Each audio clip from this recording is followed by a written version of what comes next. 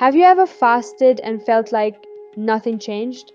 You skipped meals, you prayed harder, maybe even cried out to God. But all you heard in return was silence. You started wondering, is it me? Is my faith not strong enough? Why do I feel stuck? The truth is, many churches today teach about fasting, but few teach it the way the Bible really does. Because fasting, as shown in the Bible, is not just about hunger or sacrifice. It's about transformation. It's about power. It's about stepping into a deeper relationship with God, a place where miracles happen and the supernatural becomes real. In this story, drawn from ancient wisdom and the most powerful Bible stories ever told, you're going to discover 3 forgotten truths about fasting. These secrets from the Old Testament and New Testament aren't just religious traditions, they're spiritual weapons. And if you stay with me to the end, the 3rd secret might just be the missing key your soul has been searching for. Secret 1. Fasting is not just hunger, and it's a cry from the soul. In the Old Testament, fasting was never just a physical act. It was a public cry of repentance, a complete surrender to God. It was the people's way of saying, "We need you more than anything else." When Jonah warned the people of Nineveh of God's judgment, they didn't just stop eating. They put on sackcloth, they sat in ashes. Even the animals were included in their fast. That was no ordinary ritual. It was spiritual warfare. In times of crisis, the people of Israel would fast not to earn God's favor, but to humble themselves before Him, to cry out with broken hearts. As the prophet Joel declared, "Return to me with all your heart, with fasting and weeping and mourning." These weren't acts of performance, they were acts of desperation, and God listened. Secret 2. Fasting isn't about suffering, it's about transformation. Isaiah 58 shows us something powerful.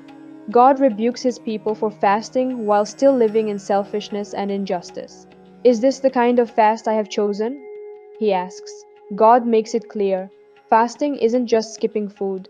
It's about breaking the chains of oppression, setting the captive free, living with justice, mercy, and humility. Throughout biblical history, we see fasting always connected to greater purpose. Moses fasted before receiving the law. Nehemiah fasted before rebuilding Jerusalem's walls. Daniel fasted to seek divine wisdom. These moments of fasting weren't for ritual, they were preparation for mission. Fasting trains us, fasting transforms us, fasting silences the flesh and sharpens our spiritual ears to hear God's voice more clearly. When done with the right heart, fasting becomes a doorway to deep spiritual renewal. It's not just a spiritual discipline, it's a realignment with heaven. And it changes everything. Thank you so much for watching. If you enjoyed this video, please don't forget to give it a like and subscribe to the channel. Your support truly means a lot. Secret 3. Jesus turned fasting into intimacy, not performance. In the New Testament, Jesus Christ gives fasting a whole new meaning. He warns His followers not to fast like the hypocrites, not for attention, not to be seen. "When you fast," He said, "wash your face and anoint your head, so only your Father in heaven will know." Fasting, to Jesus, was not about public approval. It was about private connection. Before Jesus began His ministry, He fasted for 40 days in the wilderness. There, face to face with the devil, He stood firm.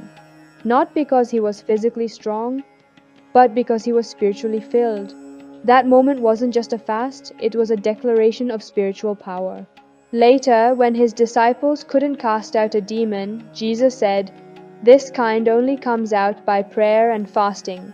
That means there are battles in life, emotional, spiritual, invisible, that can only be won when fasting and prayer are combined.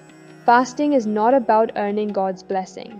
It's about being emptied of the world so we can be filled with Him.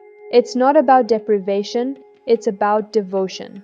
A sacred rhythm that strengthens our spirit, clears our vision, and brings us closer to the heart of God.